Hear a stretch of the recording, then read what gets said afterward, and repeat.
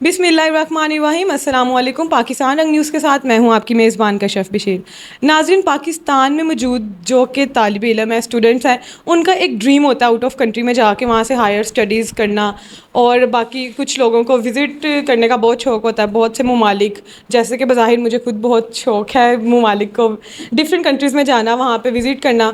उसके अलावा बहुत से बेरोज़गार हैं पाकिस्तान में जो कि चाहते हैं कि कहीं आउट ऑफ कंट्री जाएँ और वहाँ जाके कुछ अच्छा रोज़गार तलाश कर लें।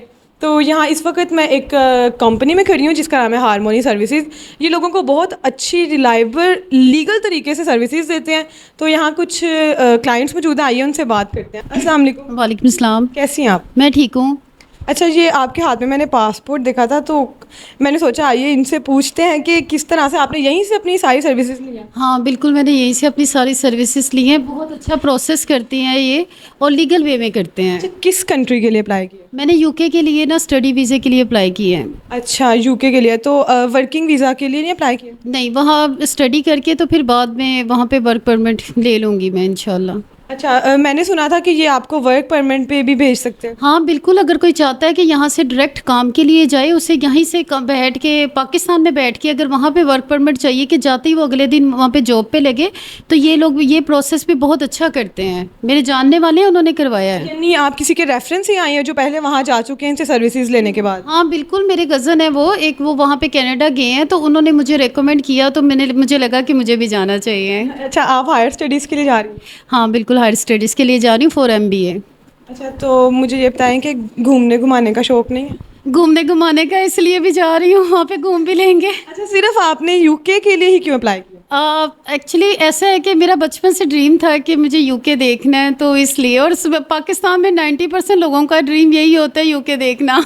अच्छा, मुझे एक चीज़ समझ में नहीं आती कि पाकिस्तान से लोग आउट ऑफ कंट्रीज़ में क्यों जा रहे हैं?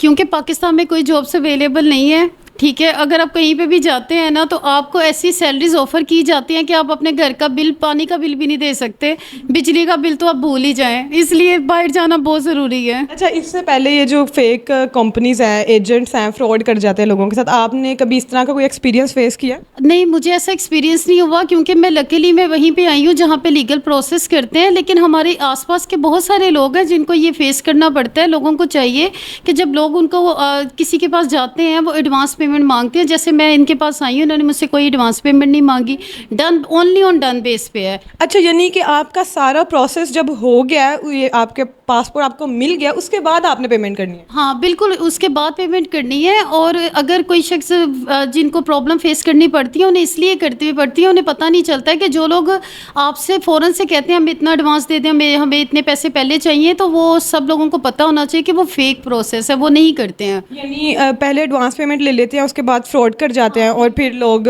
हाँ बिल्कुल, फ्रॉड कर जाते हैं। कोई भी एडवांस पेमेंट जो लीगल प्रोसेस करेंगे, वो कभी आपसे पैसे पहले नहीं मांगेंगे। अच्छा, ठीक है, बहुत शुक्रिया आपका। ये कुछ मेरे दिमाग में सवालात आ रहे थे कि जिन लोगों के पास बिल्कुल डॉक्यूमेंट्स वगैरह नहीं होते, जैसे आप यहाँ आई, आपने पहले भी सुना ही होगा कहीं पे, कुछ लोगों के पास बिल्कुल डॉक्यूमेंट्स नहीं होते, सिरे से ही नहीं होते, उनके बहुत से प्रॉब्लम्स होते हैं जो उन्हें फेस करने पड़े होते हैं।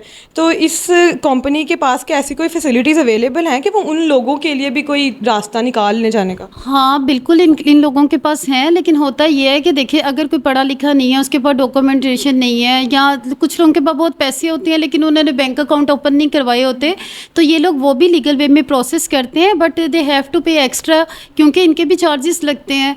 तो अच्छा, मुझे ये बताइएगा कि कितना टाइम लगा था, कितनी रिक्वायरमेंट थी टाइम की, आपने कब अप्लाई किया था? मैंने मिनिमम 4 मंथ में आपका काम हो जाता है, यानी मिनिमम 2 मंथ लगते हैं, लेकिन 4 मंथ में हो जाता है। जो आपका लीगल प्रोसेस है ना, इट्स टेक्स टाइम, यानी 4 मंथ इज़ कंपल्सरी। अच्छा, आपने इनसे ये सवाल नहीं किया कि अगर आपको एयरपोर्ट पे कोई इशू हो जाए या कोई इस तरह का प्रॉब्लम हो जाए तो वो कौन जिम्मेदार होगा उसका? सबसे पहले मैंने यही क्वेश्चन किया था कि सपोज़ अगर मैं वहाँ जाती हूँ और वहाँ पे भी इंटरव्यू, एक शॉर्ट इंटरव्यू होता है, तो अगर मुझसे कोई वहाँ पे पूछता है या उन्हें कोई प्रॉब्लम फेस आती है तो वो मुझे डिपोर्ट कर दे, तो इन्होंने ये बोला था कि कंपनी इसकी फुल रिस्पॉन्सिबिलिटी लेती है।